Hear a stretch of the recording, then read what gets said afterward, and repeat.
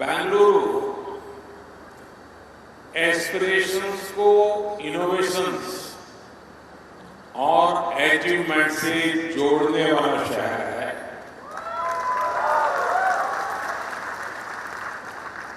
बेंगलुरु भारत के take potential को global demand से जोड़ता है।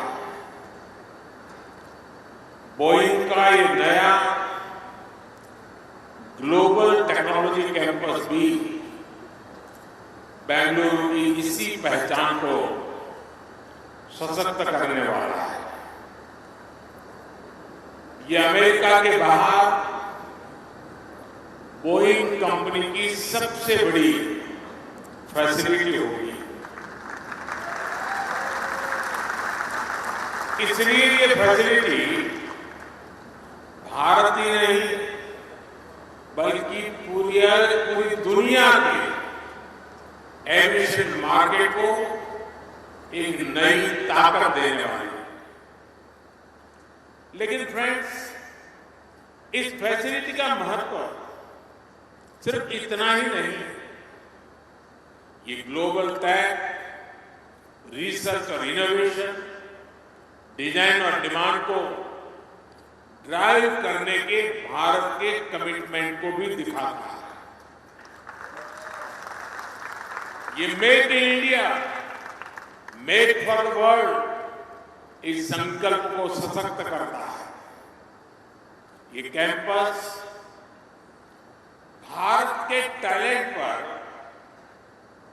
दुनिया के भरोसे को और अधिक मजबूत करता है। आज का ये दिन इस बात को भी सेलिब्रेट करता है कि एक दिन भारत इस फैसिलिटी में एयरक्राफ्ट ऑफ द फ्यूचर को भी डिजाइन करेगा।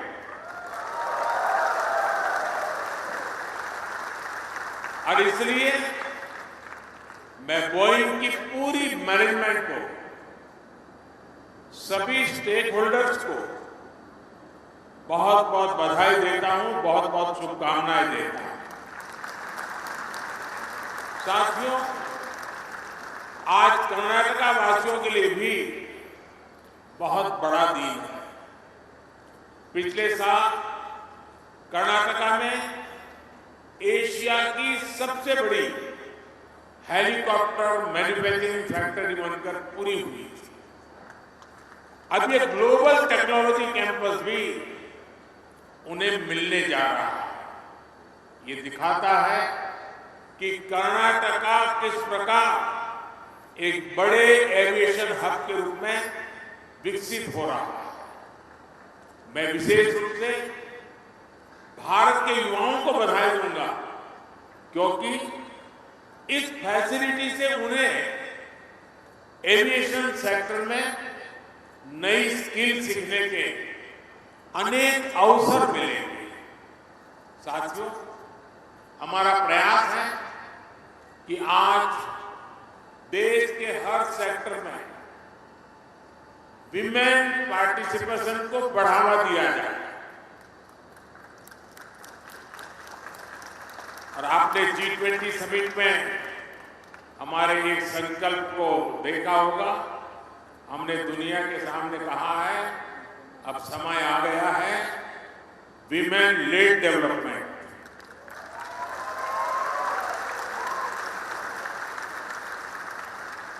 एविएशन और एरोस्पेस सेक्टर में भी हम महिलाओं के लिए नए अवसर बनाने में जुटे हैं। चाहे फाइटर पायलट हो या फिर सिविल एविएशन हो, आज भारत महिला पायलट के मामले में लीड कर रहा है। मैं गर्व के साथ कह सकता हूं कि आज भारत के पायलट में से 15% विमेन पायलट हैं।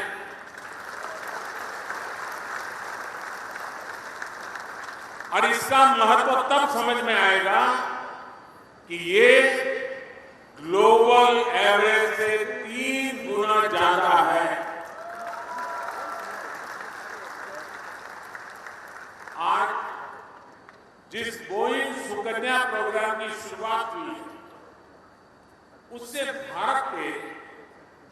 एविएशन सेक्टर में हमारी बेटियों की भागीदारी और बढ़ेगी।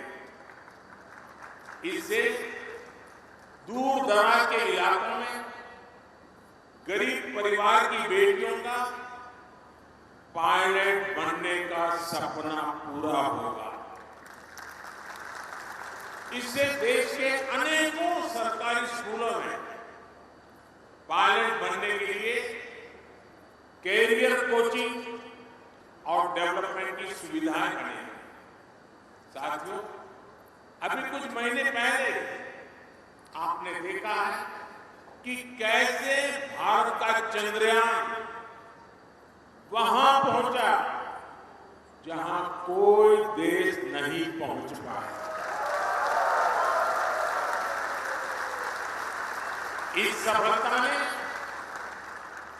देश के नौजवानों में साइंटिफिक टेम्पर को एक नई ऊंचाई पर पहुंचा दिया। भारत स्टेम एजुकेशन का भी बहुत बड़ा हब है और बड़ी संख्या में भारत में लड़कियां साइंस, टेक्नोलॉजी, इंजीनियरिंग और मैथ्स की पढ़ाई करती हैं। और मुझे याद है, मैं कभी मेरी विदेश यात्रा के समय एक देश के बहुत बड़े नेता मुझे पूछ रहे थे कि क्या भारत में बेटियां इस स्टेम की तरफ रुचि रखती है, वहां पढ़ती है क्या? और जब मैंने उनसे कहा कि हमारे यहाँ मेल स्टूडेंट से ज्यादा फीमेल स्टूडेंट की संख्या इसमें ज्यादा है, उनके लिए सरप्राइज था। बोइंग सुकन्या प्रोग्राम को भारत की बेटियों के इस सामर्थ्य का भी बहुत लाभ मिलने जा रहा है। फ्रेंड्स, आप सभी ने एविएशन मार्केट के रूप में भारत की ग्रोथ को स्टडी भी किया है और उसकी ट्रेजेक्टरी को फॉलो भी कर रहे हैं। पिछले एक दशक में भारत का एविएशन मार्केट पूरी तरह से ट्रांसफॉर्म हो गया। आज एविएशन सेक्टर से जुड़ा हर स्टेक होल्डर नए उत्साह से भरा हुआ है।